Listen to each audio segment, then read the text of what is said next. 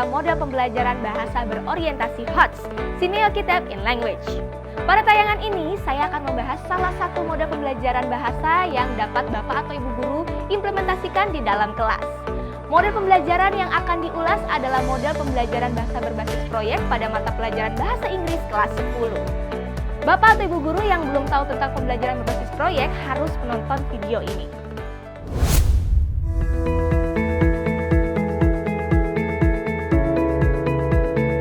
Pembelajaran berbasis proyek merupakan pembelajaran yang mengarahkan peserta didik untuk merancang sesuatu agar dapat menyelesaikan masalah melalui proses penyelidikan dan pengaplikasian pengetahuan yang dimiliki ke dalam konteks kehidupan sehari-hari. Perlu diingat bahwa tidak semua pembelajaran yang menghasilkan sebuah proyek merupakan model pembelajaran berbasis proyek. Ada yang disebut dengan pembelajaran yang diakhiri proyek, ada juga yang disebut dengan pembelajaran berbasis proyek.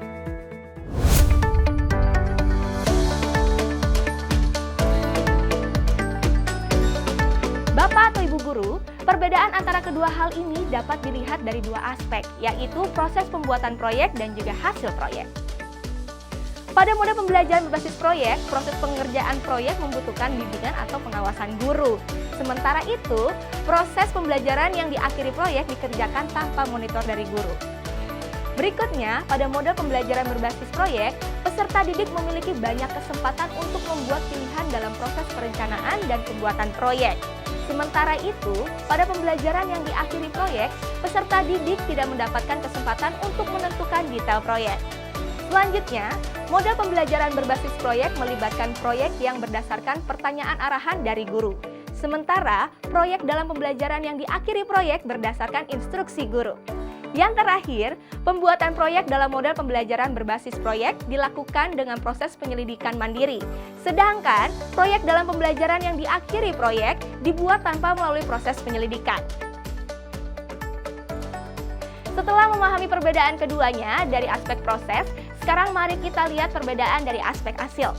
Pada model pembelajaran berbasis proyek, hasil proyek adalah jawaban dari pertanyaan arahan. Sementara itu, pembelajaran yang diakhiri proyek, hasil proyek merupakan penerapan dari pengetahuan peserta didik. Berikutnya, pada model pembelajaran berbasis proyek, hasil proyek dipresentasikan pada khalayak umum, misalnya di dalam atau di luar kelas.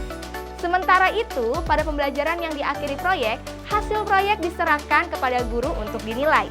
Terakhir, penilaian hasil proyek pada pembelajaran berbasis proyek dilakukan berdasarkan rubrik yang disusun guru. Sedangkan, penilaian hasil proyek pada pembelajaran yang diakhiri proyek dilakukan berdasarkan persepsi guru.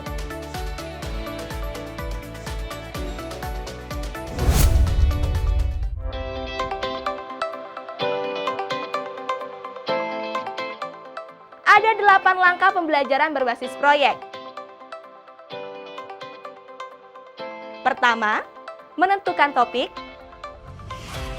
Kedua, kegiatan prakomunikatif. Ketiga, menyiapkan pertanyaan arahan. Keempat, mendesain perencanaan proyek. Kelima, menyusun jadwal pelaksanaan proyek. Keenam, melaksanakan proyek dengan fasilitas dan monitoring guru. Ketujuh, menguji hasil dan menilai hasil proyek. Dan yang terakhir, mengevaluasi hasil proyek dan kegiatan pembelajaran.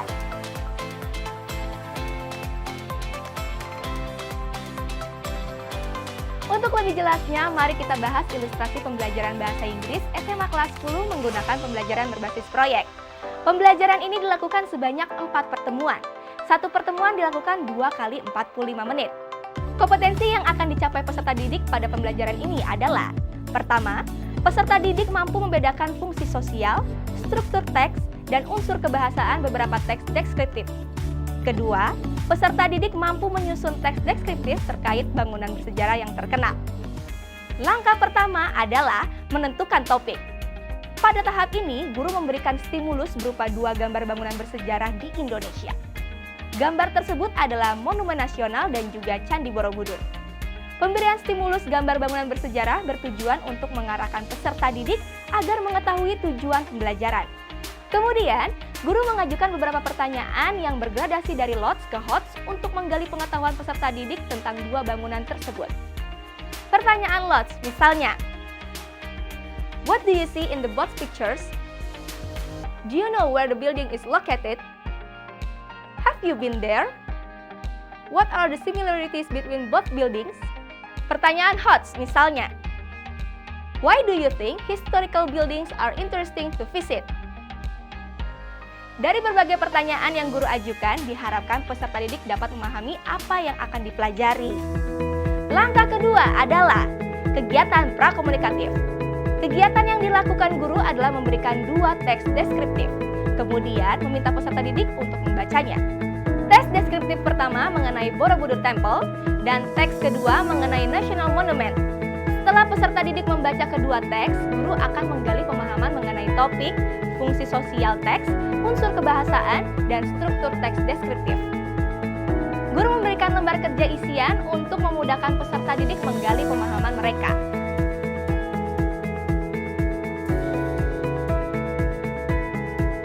Dari lembar kerja yang diisi, peserta didik dapat memahami fungsi sosial teks deskriptif, unsur kebahasaan, dan juga struktur teks deskriptif.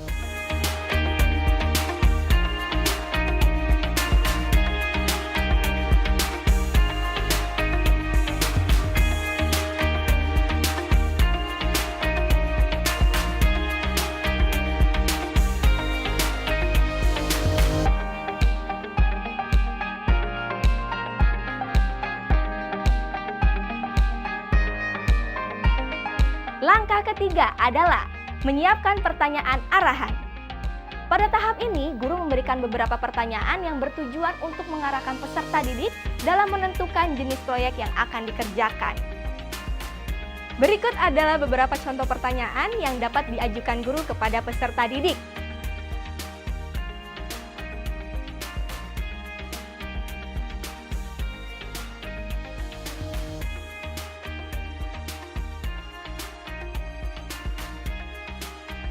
Guru dapat menggunakan metode pengumpulan suara untuk menyepakati proyek yang akan dikerjakan.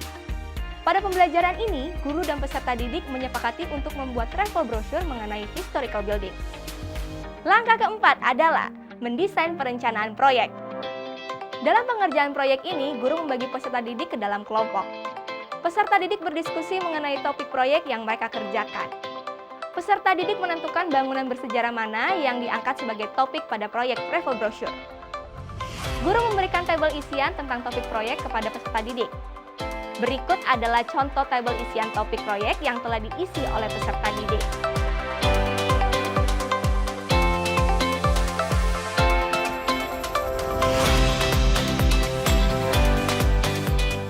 Pada tahap ini, peserta didik mendiskusikan aktivitas yang akan dilakukan selama pengerjaan proyek dan menentukan penanggung jawab dalam aktivitas yang mereka lakukan dengan mengisi tabel perincian pekerjaan. Mari kita lihat contoh tabel perincian pekerjaan yang akan diisi peserta didik. Tabel ini terdiri atas batas waktu dari setiap aktivitas pengerjaan proyek yang dilakukan, serta penanggung jawab dari setiap aktivitas tersebut.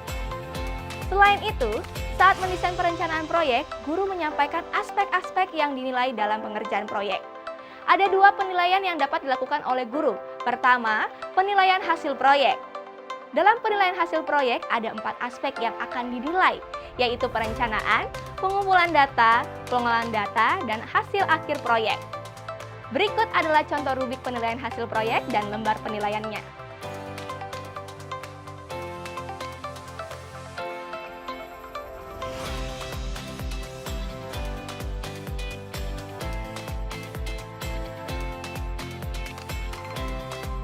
Kedua, guru memberikan penilaian keterampilan menyajikan proyek.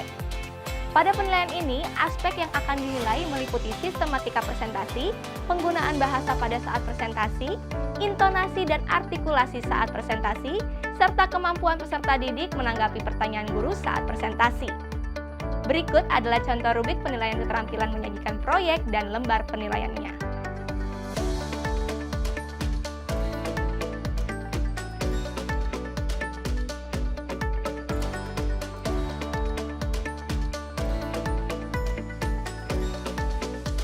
Langkah kelima adalah menyusun jadwal pelaksanaan proyek. Pada tahap ini, jadwal akhir pelaksanaan proyek akan disepakati. Kegiatan ini bertujuan agar peserta didik memiliki keterampilan dalam manajemen waktu dan manajemen diri. Langkah keenam adalah melaksanakan proyek dengan fasilitas dan monitoring guru. Pada tahap ini, peserta didik mengerjakan proyek mulai dari proses penyelidikan sampai dengan proyek selesai sesuai dengan jadwal yang direncanakan. Proses penulisan brosur dilakukan di kelas. Guru dapat memonitor kesulitan yang dihadapi dengan bertanya kepada setiap kelompok. Selain itu, peserta didik juga dapat berkonsultasi dengan guru mengenai kemajuan proyek yang mereka kerjakan. Langkah ketujuh adalah menguji dan menilai hasil proyek. Pada tahap ini, guru meminta setiap kelompok untuk mempresentasikan brosur yang telah dibuat. Penilaian terhadap presentasi dan hasil proyek akan mengacu pada lembar kerja penilaian yang sudah disepakati sebelumnya. Berikut adalah contoh travel brochure yang dibuat oleh peserta didik. Travel brochure ini mengangkat topik salah satu bangunan bersejarah, yaitu Fathahillah Museum, yang berada di Jakarta. Langkah ke-8 adalah mengevaluasi hasil proyek dan kegiatan pembelajaran. Pada tahap ini, guru berdiskusi dengan peserta didik mengenai hasil proyek dan kegiatan pembelajaran. Melalui tahap ini, guru memperoleh informasi yang berguna untuk memperbaiki kegiatan pembelajaran serupa di masa yang akan datang. Bapak atau Ibu guru, dapat disimpulkan bahwa model pembelajaran berbasis proyek merupakan salah satu alternatif model pembelajaran yang dapat Bapak atau Ibu guru implementasikan di kelas. Pembelajaran ini dapat mengasah keterampilan berpikir tingkat tinggi yang menjadi tuntutan kurikulum 2013, di mana para peserta didik dituntut untuk berpikir kreatif dan juga kritis. Demikianlah ulasan mengenai model pembelajaran berbasis proyek beserta ilustrasinya di kelas untuk mata pelajaran Bahasa Inggris kelas 10 dengan materi descriptive text. Sampai jumpa lagi!